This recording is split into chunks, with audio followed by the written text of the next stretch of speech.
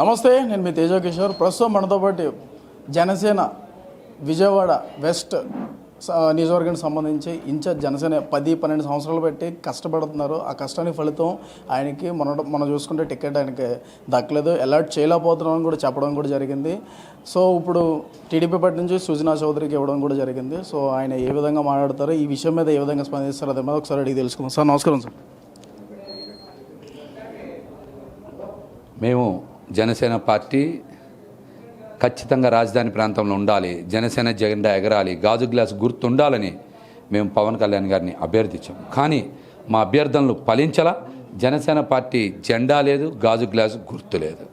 మా ఆవేదన అంతా ఒక్కటే, మా పార్టీ కేడర్ని కాపాడుకోవాలి, రాజధాని ప్రాంతంలో మా జెండా ఎగరాలి. మేము జెండా మోసే కూలీలుగా కాదు, నాయకులుగా ప్రజలకు సేవ చేయాలని ఆకాంక్షించాం. కానీ మా కోరికని, మా అభ్యర్థిని పవన్ కళ్యాణ్ గారు ఎక్కడా పట్టించుకోవాలా. అందుకని ఈ రోజున నేను రాజీనామా కూడా చేయడం జరిగింది. మరి సుజనా చౌదరి గారు లాంటి కమ్మ సామాజిక వర్గానికి చెందినటువంటి వ్యక్తి కోసం ఒక బీసీగా నేను ఎందుకు త్యాగం చేయాలి? మంగళగిరిలో కూడా చూడండి, అక్కడ కూడా ఒక కమ్మ సామాజిక వర్గానికి చెందినటువంటి వ్యక్తి కోసమే బీసీ త్యాగం చేశారు.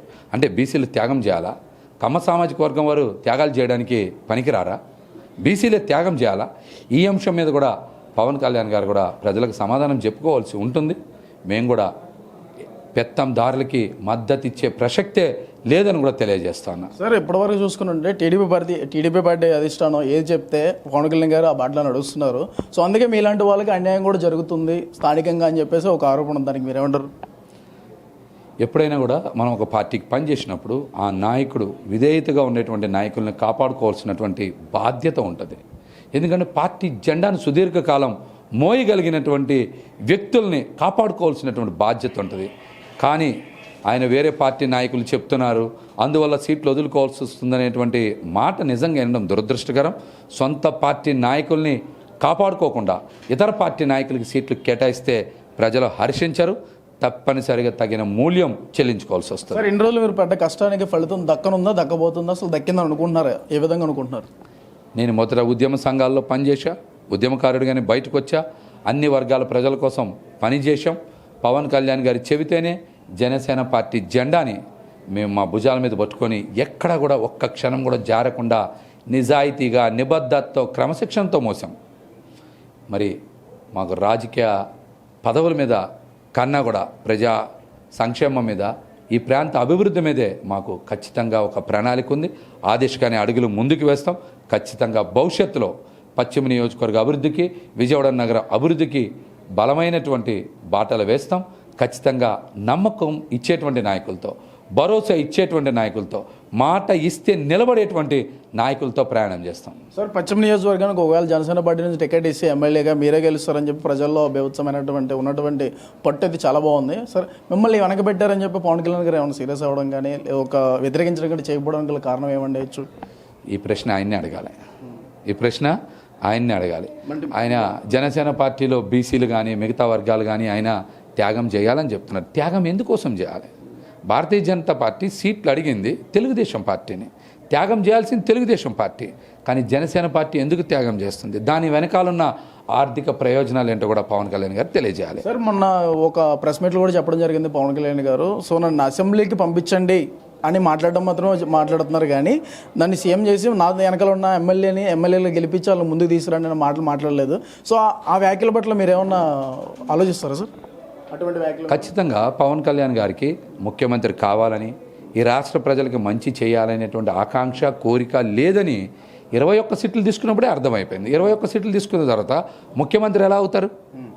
కాబట్టి ఆయనకు ముఖ్యమంత్రిగా పదవి బాధ్యతలు నిర్వహించాలని, ఈ రాష్ట్ర ప్రజలకి సేవ చేయాలనేటువంటి ఆకాంక్ష, కోరిక జన సైనికులకి, వీర మహిళలకు ఉన్నాయి, కానీ ఆయనకి మాత్రం లేదు. కాబట్టి ఆయన ముఖ్యమంత్రి ఈ జన్మ కాలేరు. మీలాంటి వాళ్ళు పార్టీని నమ్ముకుని ముందుకెళ్తున్న వాళ్ళకి మరి మీకు ఎదురయ్యే సమస్యలు చాలా ఘోరంగా ఉంటాయి. ప్రత్యర్థుల నుంచి చాలా వరకు పోరాటాలు ఎదుర్కోవాలి, మీరు పోరాటం చేయాలి, దాంట్లో మీరు చాలా నష్టపోతుంటారు. సో మరి దానికి మీరేమంటారు? ఎన్నో ప్రజా పోరాటాలు చేశాం, ఎన్నో ఇబ్బందులు పడ్డాం, పదుల సంఖ్యలో కేసులు పెట్టించుకున్నాం, రిమాండ్ వరకు వెళ్ళి వెనక్కి వచ్చినటువంటి వాళ్ళం. అనేక విమర్శలు ప్రజల కోసం, పార్టీ కోసం, పవన్ కళ్యాణ్ గారి కోసం పడ్డాం. మాకు ఇవేం కొత్త కాదు. అవన్నీ కూడా మాకు ఆకాశం మీద మా మీద ఎవరైనా మాట్లాడితే ఆకాశం మీద ఉమ్మేసినట్టే. నాలాంటి ఉద్యమకారుడు, నిజాయితీపరుడు, నిబద్ధత, క్రమశిక్షణ కలిగినటువంటి వ్యక్తుల మీద ఆరోపణలు, ఎవరన్నా పిచ్చి పిచ్చి పనులు చేస్తే అవన్నీ దూది పెంజరెగిరినట్టే ఎగిరిపోతాయి. ఇప్పుడు సుజనా చౌదరితో మీరు కలిపి ముందుకు తీసుకెళ్తారు సార్ ఈ నియోజకవర్గంలో ఆయన గెలుపుకి? రాజీనామా చేసే కదా, కూటమికి మద్దతు లేనట్టే. మీరు రాజీనామా చేశారు, కానీ ఈ నియోజకవర్గంలో మీకు ఉన్నటువంటి పట్టు వేరే కదా. నేను కూటమికి మద్దతు ఇచ్చే ప్రసక్తే లేదు, కూటమికి మద్దతు ఇచ్చే ప్రసక్తే లేదు. రాజీనామా చేసా, భవిష్యత్ కార్యాచరణ 2 రోజుల్లో తెలుస్తుంది. ఒకవేళ అనఫిషియల్గా ఆయన వెనకాల ఉండి ఆయన ముందుకు తీసుకెళ్లే ప్రయత్నం చేస్తారు అంటే సుజనా చౌదరి గారు మిమ్మల్ని కలిసి మిమ్మల్ని మాట్లాడినటువంటి విషయాలు కూడా మాకు ఇప్పటివరకు కొన్ని బయట వస్తున్నాయి మాటలు, దాన్ని ఏమంటారు, మీరు ఖండిస్తారా? అడగచ్చు. ఇవాళ నా రాజీనామా పత్రమే అన్నిటికీ సమాధానం.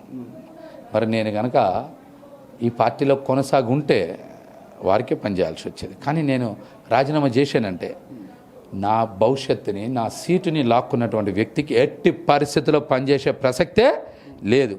నాలాంటి యువ నాయకుల్ని అనగదొక్కే ప్రయత్నం చేసినటువంటి పెత్తందారులకి మద్దతు ఇచ్చే ప్రసక్తే లేదు. సార్ ఇప్పుడు మీ మధ్య ఒక డబ్బుల వ్యవహార వార్ ఒకటి నడుస్తుందంట. అంటే మీరు ఒక డిజిట్లో ఉన్నారు, ఆయన ఒక డిజిట్లో ఉన్నారు. సో ఇన్ని కోట్లు ఇస్తే నేను మీకు మద్దతు పలుకుతా, మీ వెనకాల నడుస్తా, నా వెనకాల ఉన్న కార్యకర్తలను కూడా నేను ముందుకు తీసుకొస్తా, మిమ్మల్ని గెలిపించుకునే బాధ్యత నేను తీసుకుంటా అని చెప్పేసి ఒక వార్ నడుస్తుంది. నిజమా అబద్ధమా? రాజకీయాల్లో విలువలకి, విశ్వసనీయతకి, నిజాయితీకి, నిబద్ధతకి ప్రజలు హర్షిస్తారు, ప్రజలు మద్దతు పలుకుతారు. 10 సంవత్సరాలు పైగా మా పోరాటానికి నేను ఎన్నో ఆస్తులను అమ్ముకొని నిస్వార్థంగా, నిజాయితీగా పనిచేశా. ఇలాంటి పెత్తందారులకి, పెట్టుబడిదారులకి ఎక్కడ మద్దతు ఇచ్చే ప్రసక్తి లేదు. నా వ్యక్తిత్వాన్ని చంపేటువంటి వ్యక్తుల యొక్క భవిష్యత్తు మీద ఖచ్చితంగా నేను ఏ విధంగా బలంగా నిలబడతానో మీరు చూస్తారు. పదే పదే మీరు అడుగుతా ఉన్నారు, ఒక వ్యక్తి అమ్ముడు పోతే కదా కొనగలగాలి అవతల. అందరూ డబ్బులుగా అమ్ముడు పోతారా? అందరూ అంగట్లో వస్తువులేనా? కనీసం వారం రోజుల నుంచి మరి ఇన్ని వేల కోట్ల వ్యక్తి నన్ను కలవగలిగారా? నేను కలిశానా? ఎవరైనా సరే నీతి నిజాయితీ కలిగినటువంటి వ్యక్తులు సింహంలా గర్జిస్తారని మీరు చదివి ఉన్నారు. చూస్తారు పోతిన్ మహేష్ లాంటి వ్యక్తిని చూస్తారు.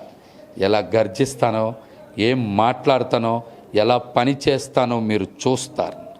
డబ్బుడికి అమ్ముడుపోయే వ్యక్తులు ఎవరో ఇందాక ప్రెస్ మీట్లో మాట్లాడా, తల్లిని దూషించిన అటువంటి వ్యక్తికి మద్దతు ఇచ్చిన పవన్ కళ్యాణ్ గారు అనేటువంటి వ్యక్తి సుజనా చౌదరి గారి దగ్గర డబ్బులు తీసుకుని అమ్ముడిపోయిన వ్యక్తి ఆయన. అటువంటి వ్యక్తిని ప్రశ్నించండి మీరు వెళ్ళి. అటువంటి వ్యక్తికి నువ్వు ఎందుకు మద్దతు ఇస్తున్నావని మీరు ప్రశ్నించాలి. నాలాంటి నిజాయితీ పరుల మీద 10 సార్లు ప్రశ్నిస్తే మీరు కూడా అటువంటి క్యాపిటలిస్ట్ దగ్గర, అటువంటి వ్యక్తి దగ్గర పెయిడ్ ఆర్టికల్కి వచ్చినట్టే అని భావిస్తా. సార్ మీలాంటి నిజాయితీ నిబద్ధతతో కలిగినటువంటి నాయకులకి అన్యాయం జరుగుతుంటే నాదెండ్ల మనోహర్ హస్తం కూడా ఉందని చెప్పేసి అనుకోవచ్చా? అన్నీ మాట్లాడేందాక ఆ ప్రెస్ మీట్ తీసుకోండి, మీకు లింక్ పంపిస్తే అన్నీ అందులో ఉంటాయి. ఈ ప్రశ్నకి చెప్పే కదా అన్నీ ఏం జరిగింది. నాదెండ్ల మనోహర్ నాదెండ్ల మనోహర్ గురించి 100 చెప్పా, ఇందాక లింక్ పెట్టా. ఇంకా ఎంతసేపు అయినా కూడా ఇదే చెప్తా. ఈ పార్టీ సర్వనాశనం అవడానికి నాదెండ్ల మనోహరే కారణం. ఇండిపెండెంట్గా పొడి చేసే అవకాశం అన్నీ చూస్తారు. 2 రోజుల్లో నా రాజకీయ నిర్ణయాలని చెప్తా. చివరిగా చెప్పండి సార్, సుజనా చౌదరికి మద్దతు పలుకుతారా లేదా? ఇందాక నీకు 10 సార్లు చెప్పా. సుజనా దగ్గర ఎంత డబ్బులు తీసుకొని వచ్చావు ఇక్కడికి? ఎంత తీసుకున్నావు? ఎంత తీసుకొని వచ్చావు ఇక్కడికి? బయట వస్తున్నట్టు ఆరోపణలు చెప్పు. సుజనా గారి దగ్గర ఎంత డబ్బులు తీసుకొని వచ్చావు? సుజనా దగ్గర డబ్బులు తీసుకొని వచ్చావా? ఆరోపణ సార్, అది మీరు అంతవరకు సుజనా గారి దగ్గర నువ్వు డబ్బులు తీసుకొని ఇక్కడికి వచ్చావా? ఆరోపణ సార్, అది ఖండిస్తారా? నీ బాడీ లాంగ్వేజ్, నీ ప్రశ్న ఇప్పటికి 10 సార్లు అడిగావంటే నువ్వు సుజనా దగ్గర డబ్బులు తీసుకొని ఇక్కడికి వచ్చావని అనుకుంటున్నావు అన్నారు అందరూ. తల్లిని దూషించిన వ్యక్తికి మద్దతు ఇచ్చిన పవన్ కళ్యాణ్ వీళ్ళు అడగవయ్యా ప్రశ్న? ట్విట్టర్లో ఆయనే పెట్టాడు కదా, సుజనా చౌదరి గారు లాంటి వ్యక్తి నేను తీసుకునే సీరియస్ యాక్షన్స్ నువ్వు ఫేస్ చేయాల్సి ఉంటుందని చెప్పారు కదా పవన్ కళ్యాణ్ గారు. వెళ్ళి ఆయన అడుగు, ఎంత డబ్బులు ఇస్తే మీకు మద్దతు ఇచ్చావు, నీ తల్లిని తిట్టినా అని ఎవరిని అడగాలి? వెళ్ళి పవన్ కళ్యాణ్ గారిని అడుగు, డబ్బులు ఇచ్చిన సుజనా చౌదరి గారిని అడుగు. మమ్మల్ని అడగబాక, నువ్వు కూడా పెయిడ్ ఆర్టికల్ చేయబాక. Thank you sir.